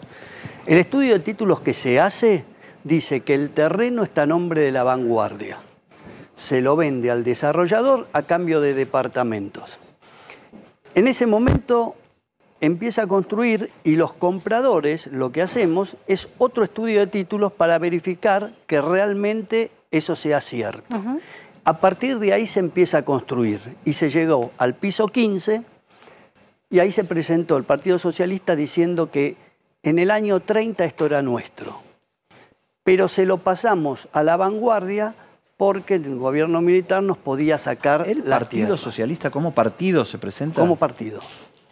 Ahora, y en los papeles, la titularidad del terreno, ¿a nombre de quién figura? La Vanguardia. Nunca presentaron una escritura donde dice que el Arralde es de ellos. Pero hay algo La Vanguardia, que era una editorial del Partido Socialista. Eran los mismos socialistas que crearon una sociedad, La Vanguardia editora, para cubrir los bienes. Pero acá empieza un problema que es mucho más serio. Nosotros tuvimos una reunión con Roy Cortina y él dijo que acá lo que hubo es una estafa. Roy Cortina, legislador porteño del Partido Socialista. Exacto. Y el apoderado Aldo Galotti, apoderado y abogado del Partido Socialista. Dijeron algo que es una barbaridad. Ellos dijeron que hubo una estafa y se fraguó una escritura que es un documento público, lo hizo un escribano en convivencia con La Vanguardia del Partido Socialista. ¿En qué año sería eso? Nunca lo dijeron. O sea, no sabemos cuándo ocurrió esa situación. No, recién ahora calculo que tiene que ser en el 2012-2013. Mi primera pregunta, ¿por qué no hicieron la denuncia penal? Porque es fácil salir en la televisión y decir, esta gente hizo una gran estafa. Ahora, ¿hay 55 familias involucradas? Sí. ¿Que pusieron cuánta plata cada uno? Hay de 150, de 200, de 250, de 350. Claro, $1.000. Esto es como un fideicomiso, digamos. 150, 350, $1.000. Sí. Ajá. Vos vas poniendo dinero y a medida que vas pudiendo pagar cuotas... No, eso es un sistema. Pago. Está todo Ya, pago. ustedes pagaron todo. Está pago la totalidad del edificio. ¿Y cuánto se construyó? Se construyó el 75% más o menos. ¿Y qué les piden ahora? Bueno, acá viene el gran problema. Acá creo que lo importante es destacar lo que estamos pidiendo nosotros, ¿sí? Y nosotros queremos que nos den las tierras, que es propiedad de nosotros, los vecinos de las 55 familias que pagamos, como bien dijo Alberto, el departamento. Resulta que aparece un partido político con un conflicto de una rama del mismo partido e interrumpen con una cautelar, ¿sí?, la propiedad. Entonces, todos los vecinos nos hemos juntado, hemos formado un fideicomiso y no queremos perder la propiedad. Entonces, ¿qué pedimos? Que nos liberen la propiedad, porque la queremos seguir construyendo nosotros. O sea, además... No hubo un fallo todavía, pero sí una medida cautelar que frenó la construcción y por lo tanto la entrega. Claro, y además, es decir, nosotros nos estamos proponiendo querer terminarlo. O sea, vamos a poner, aparte de haberlo pagado concretamente, pero vamos a seguir poniendo dinero para salvarlo. ¿Eso te lo permite la cautelar, seguir edificando? Y en principio sí, pero no podemos ir a poner plata si no sabemos. ¿Vos pondrías plata en un terreno que no es tuyo? No, a mí me sorprende la cautelar igual, ¿eh? Bueno, eso es lo que yo te quería aclarar. Ahora, ¿vos sabés dónde presentaron la cautelar? Nos está corriendo el tiempo, son y 59, nos queda un minutito de programa. Supongo que ustedes tienen todo registrado, todos los papeles, la cautelar todas la las presentaron escrituras con necesarias. Servini de Cubría, que se declaró incompetente. ¿A dónde se presentó la cautelar? En el fuero electoral.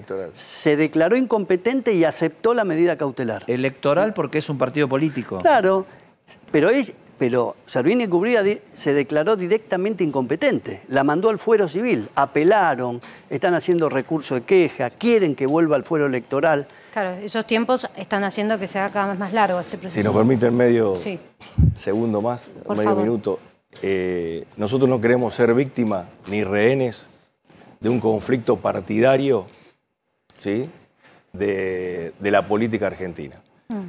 ¿Sí? Nos están usando RN en un terreno que esperaron que estuviera construido al 70% para iniciar las medidas. ¿Sí?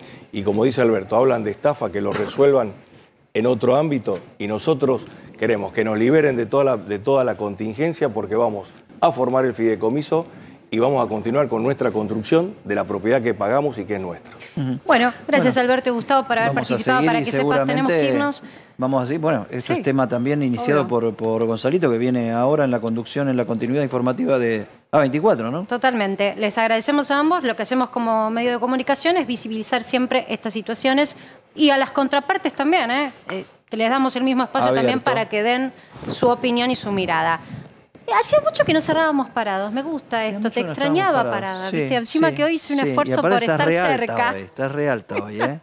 Re alta. Hoy tiene unos tacos así. Ay, mirá, enorme. así son. Qué esfuerzo, qué alto que se Bueno, y la semana que viene vamos a tener horario, vamos a recargados, PQS más se viene. Anotalo. ¿Al final le pusiste más? No, pero se lo vamos a poner. Quédense que ya llega Gonzalito. Nosotros nos reencontramos mañana a las 19 horas porque tenemos mucho más. Para que sepas. Chao.